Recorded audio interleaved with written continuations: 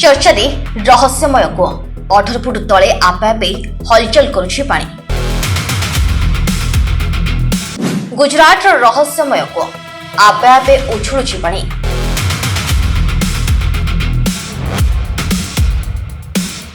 समुद्र भली कूଅ भितर उठुछि पानी रे लहरी।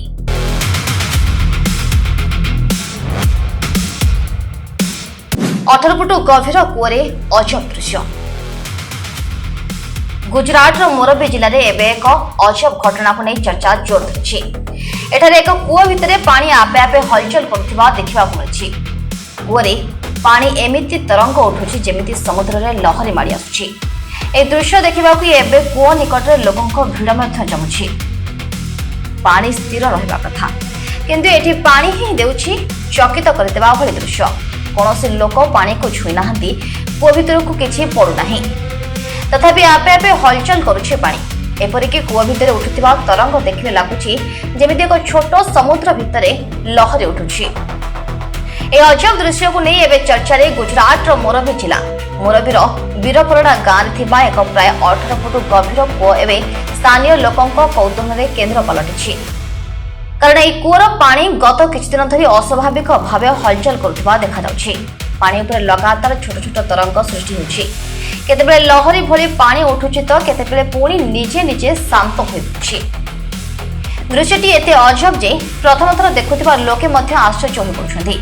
घटनार वीडियो सामना को आसबा परे एहाकु नै लोकंक आग्रह आहुरी बढ़िछि।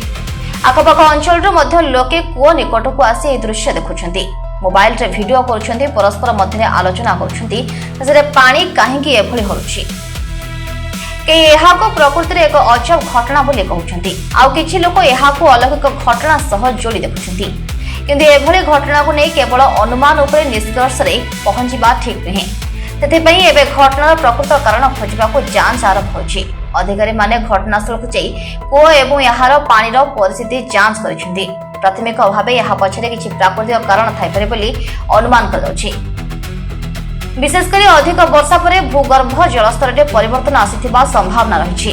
वर्षा जल भूमि भीतर को प्रवेश करबा परे भूगर्भ जलर चाप किंबा प्रवाह रे परिवर्तन आसिले कूअर पानी रे गति देखा जाय परे। सेबरी जोर पवन मध्य ए घटनार एक संभाव्य कारण होपरे। कूअर गठन, पानीर गभीरता एवं भूगर्भ रे जलर प्रवाह स्थिति अनुसार अति सामान्य बाह्य प्रभाव मध्य पानी रे तरंग सृष्टि करि पारे। तेबे एठारे आउ एक बड़ प्रश्न उठुछि, एहा कोन भूमिकंपर कोनोसी संकेत? एही प्रश्न को नै मध्य लोकंक मध्य चिंता बढ़िछि। किंतु अधिकारी मानक पक्षरु एपर्यंत भूमिकंप किंबा कोनोसी बड़ भूगर्भ चलनर संकेत मिलनथिबा कहलाछि। एणु कूଅ पानीर एही गति को भूमिकंपर संकेत बोली कहिबार कोनोसी आधार एपर्यंत नाही। तथापि घटनाटी साधारण नुहे बोली लोकंक आग्रह कम नाही। दिनकु दिन कूଅ निकट लोकंक भिड़ बढ़ुछि।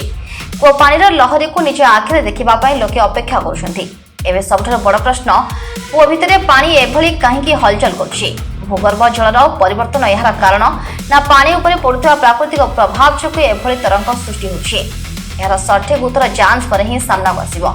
तेणु एहाकु नै अलौकिक दाबी करिबा पूर्व वैज्ञानिक कारण स्पष्ट हेबा जाय अपेक्षा करिबा उचित। मोरबीर ए 18 फुट गभीर कूଅ एबे समस्तक नजर रे। पानी रही अजब हलचल पछरे प्रकृत कारण कोन ताहा जानिबा पई एबे जारी रहिछि जांच। Bureau report, Odia express.